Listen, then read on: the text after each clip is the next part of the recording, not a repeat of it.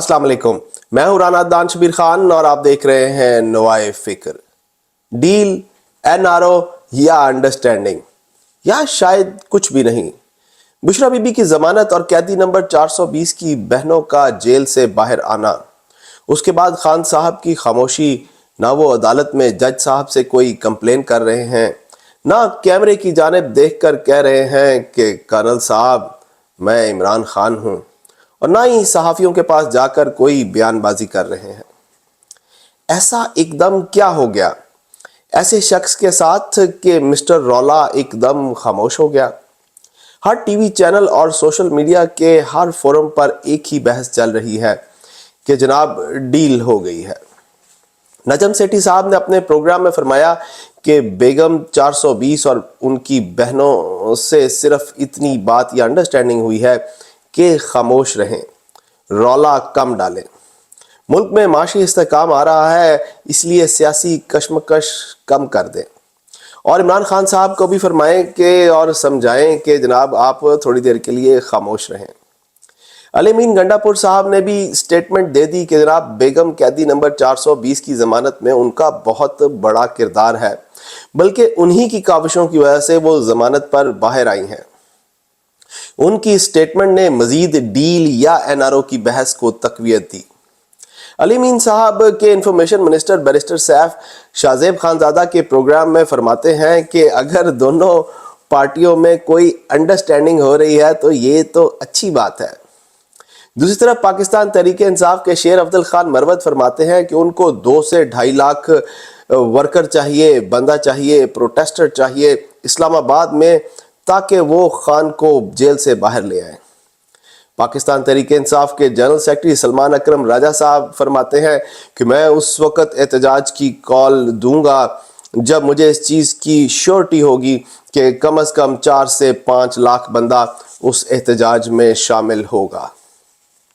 CM KPK साहब भी हमेशा की तरह डायलॉग डिलीवरी करते हुए सर पर कफन पहनकर खान के एहतजाज के लिए तैयार हैं, और वो अपने वर्सा से फरमाते हैं कि अगर इस दफ़ा हम वापस ना आए तो हमारे जनाजे पढ़ लेना। ये सब कुछ देखने और सुनने के बाद मेरा पाकिस्तान तहरीक इंसाफ की लीडरशिप और पाकिस्तान तहरीक इंसाफ के फॉलोअर्स से एक सवाल है कि आपका क्लेम है कि पाकिस्तान में 24 करोड़ अवाम जो थी उसमें से 30 करोड़ अवाम ने आपको वोट दिया है। 24 करोड़ में से 30 करोड़ ने आपको वोट दिया है, और आपकी लीडरशिप कभी 2 लाख और कभी 4 लाख और कभी 5 लाख लोगों की डिमांड कर रही है।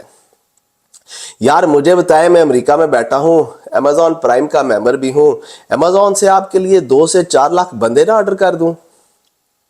सीएम केपीके की वीडियो भी बंदरेआम पर आई जिसमें वो रेस्क्यू 1122 और पुलिस के वो लोग जो एहतजाज के लिए वो केपीके से इस्लामाबाद लेकर गए थे और वो वहां पकड़े गए थे, वो जब वापस केपीके पहुंचे तो उन पर सीएम केपीके ने अपने भाई के साथ खड़े होकर जाती तौर पर गुलपाशी की और उनके लिए छुट्टी, प्रमोशन और बोनस जैसी मराहत और एजाज़ात का ऐलान भी किया।